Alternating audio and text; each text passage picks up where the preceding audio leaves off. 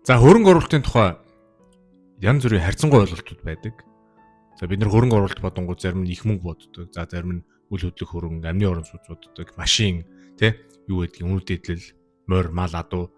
За зарим нэг нь болонгууд мэдлэг, боловсрал гэж хардаг. За энэ удаагийн дугаараар та бүхэндээ би амны орон сууц, хаус, ер нь орон байр гэдэг ер нь үл хөдлөх хөрөнгө муу юм уу, биш юм уу гэдгийн талаар ярилцаж бодлоо. Hi, хөрөнгө оруулагч lifelong learner Тэмүүлэн байна. За сэдврүүгөө орохоос өмнө та бүхэндээ би нэг юм тодорхойлъё гэж бодлоо. За тэр нь юу вэ гэхээр амны орон сууц ер нь хаус хувийн одоо энэ орон байр гэдэг хүн хүний хувьд маш одоо тийм emotional сэтгэл зүйтэй холбоотой тийм өөр ингэсэн агуулгатай өөр ингэсэн үн цэнтэй байдаг. Тийм учраас би энэ сэдвийг та бүхэнтэйгээ маш болгоомжтой хоёр талаас нь ярилцъя гэж бодлоо. Ингээд let's talk about money. Хүмүүс ер нь хоёр хуваагддаг л да. Амны орон сууц үл хөдлөх хөрөнгө мөн нөгөөд нь бол амны орон сууц үл хөдлөх хөрөнгө бишээ гэж хоёр хуваагддаг. За ихэнх хүмүүсийн хувьд амьдралынх нь хамгийн том худалдаа авалт нь хаус, орон сууц, амны орон сууц, байшин байдаг. За тэгээ үүний төлөөл ер нь гэрээсээ өглөө гарч ажилдаа яваад оройтож орж ирдэг. Тэгээд харамсалтай нь хүн болгонд яг бэлэн мөнгөө ингээд тоолоод хаус, орны орон сууц, байшин худалдаж авах тийм боломж байхгүй та бүгд мэдчихэж байгаа. За ихэнх хүмүүс амны орон сууц одоо байшин худалдаж аваад байр худалдаж авангуудад тэрийг үл хөдлөх хөрөнгө гэж хараад байдаг. За нөгөө талаас хэсэг үлэг уусууд энэ бол үл хөдлөх хөрөнгө бишээ. Та хэрэг өөрөө дотор нь амьдарч байгаа бол үл хөрөнгө бишээ гэж яриад байдаг. За тэгвэл яагаад тийм гэдгийг энэ энгийн 3 аргументээр авч үзье. За нэгдүгürt нь болонгууд ипотекийн зээл. За хүн болгонд түрүү хэлсэлчлэн одоо бэлэн мөнгөөр тоолоод ингээд өгөх боломж байхгүй учраас за банкны ипотекийн зээлд амрагддаг. За ипотекийн зээл ер нь энгийнээр ярихад ер нь бол өөр гэсэн үг. За тэр нь юу гэсэн үг юм бэ гэхээр хэдий таны байрны чинь гэрчилгээ бичиг баримт таны нэр дээр байгаа ч гэсэн тэр байр ерөөсө банкны өмч юм аа. За ямар нэг юм тохиолдолд та ипотек төлж чадахгүй төрвөл банк танд юу ч тохиолдсон байсан яаж хийж байгаа л мөнгөө буцааж авч авахыг бодно. Ер нь авдаг. За тийм учраас ямар нэг юм тохиолдолд хэрв ипотекийн зээлд төлж чадахгүй хүрэх юм бол байрнаасаа сална гэсэн үг. За хоёрдугаарт нь үл хүзэгдэх зардлууд. За бид нар байшин, хувийн орон сууц авахдаа ер нь бол за ипотекээр зохицуулж болоо гэж боддог. За тэгвэл биднэрт үл үзэгдэх бидний тооцоолоогүй маш олон зардлууд гарч ирдэг.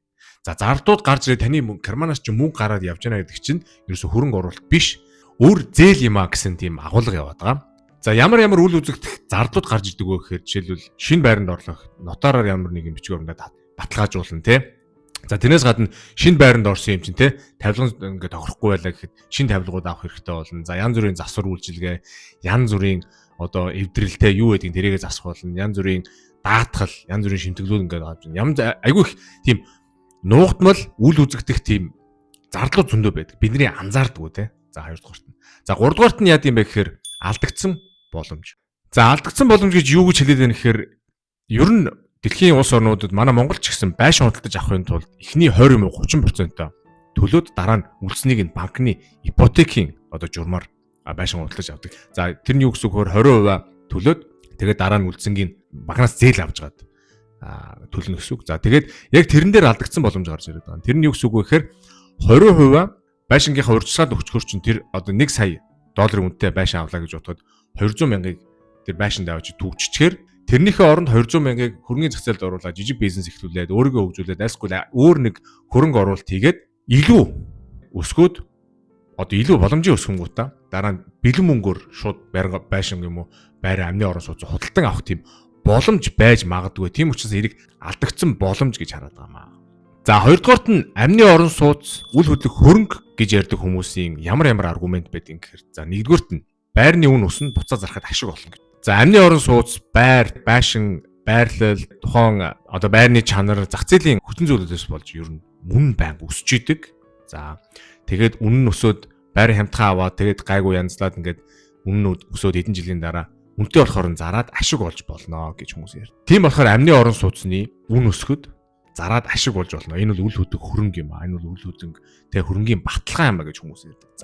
За нөгөө талаас нэг юмыг бүгдээр анхаарах хэрэгтэй. Тэр нь юу гэхээр 2008-9 онд Америк нэгдсэн улсын үл хөдлөх хөрөнгийн хөөс дэлбэрч дэлхийн эдийн засгийн хямралыг дагуулсан байдаг. За тэр нь яасан бэ гэхээр банкуд, ипотек гаргадаг компаниуд маш олон чанаргүй ипотекийн зээлийг гаргаснаар тэр бүхэл бүтэн зах зээл ямар ч үн цэнэгүй болж хөөс нь хагараад за тэгээд одоо дэлхийд даяар эдийн засгийн хямралд орсон байдаг. Тэгэхээр энээс юу харж болохоор юм гэхээр ерөөсөө дандаа үл хөдлөх хөрөнгө одоо жишээл байрны байшингийн үн өсдөгөө гэдгийг бас ингээд харж болохоор байна тийм ээ.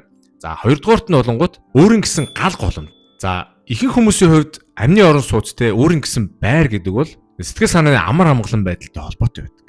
За өөрийн гэсэн амны орон сууцтай хүмүүс сэтгэл санааныхаа хувьд гэр бүлийнхаа амар амгалан байдал, бүрэн дүүрэн байдалд хөрөнгө оруулдаг. Тийм учраас амны орон сууц бол сэтгэл санааны хөрөнгө оруулалт юм аа. Өөртөө гэр бүлдээ оруулж байгаа хөрөнгө оруулалт муу юм аа. За нөгөө талаас гэр бүлийн амар амгалан байдал, бүрэн дүүрэн байдал, аз жаргалтай байдал ямар дөрвөн хааны дунд байхаа шалтгааллахгүй. За тэр аз жаргалыг хэн яаж бүтээж яана гэдгээс шалтгааллах юм аа. Тэрийг бас бодох хэрэгтэй. За гурав дахь аргумент нь болохоор үл хөл хөрөнгөө хөсвүүлээд тэндээс нь cash flow одоо мөнгө ингээд орж ирж идэг. За тийм хүмүүсийн хувьд одоо өөрийнхөө үл хөдлөх хөрөнгийг түрээсүүлээд тэгээд түрээсний мөнгө олдог нэг талаас. За нөгөө талаасаа бол үл хөдлөх хөрөнгийнх нь үн жил ирэх тусам өсч идэг. Тийм учраас амны орон сууц байр гэдэг бол үл хөдлөх хөрөнгө муу юм аа гэж үзэх. Ийм аргументууд байна. За тэгээд эцэст нь би өөрийнхөө бодлыг базаад хэлэхэд хэрв та үл хөдлөх хөрөнгө аваад байшаа аваад байр одоо орон сууц аваад дотроо өөрөө амьдарч ивэл тэр бол үл хөдлөх хөрөнгө биш юм аа. Миний бодлоор. Хэрв тэр байраа өөр хүнд төсвүүлээд дундаас нь ингээд мөнгө олоод ашиг олоод мөнгө чинь ингээд ажиллаж ивэл за тэр бол хөрөнгө оруулалт хөрөнгө муу юм аа. Миний харж байгаагаар. За нөгөө талаас бас яг ингээд хэлчихээр бас хэдэрхий яг хар цагаан болох гэдэг учраас нөгөө талаас зарим хүмүүс бас ингэж ярьдаг. Эдийн засгийн одоо санхүүгийн талаасаа ингээд харахад байшин өөрөө дотор амьдарч ивэл үл хөдлөх хөрөнгө биш. Сэтгэл зүйн талаасаа болонгууд гэр бүлийн амар амгалан байдал тав тухтай байдлыг бодонгууд өөртөө оруулсан том хөрөнгө оруулалт юм аа гэж хардаг. За энэ хүртэл төвчээртэй сонссон та бүхэндээ баярлалаа. Хэрв та subscribe хийгээгүй subscribe хийгээрэй. Тэрний оронд та бүхэндээ би олон сонирхолтой гоё топикуудыг ярьж хүргэх болно. Ингээд дараа уулзтлаа. Түр чао.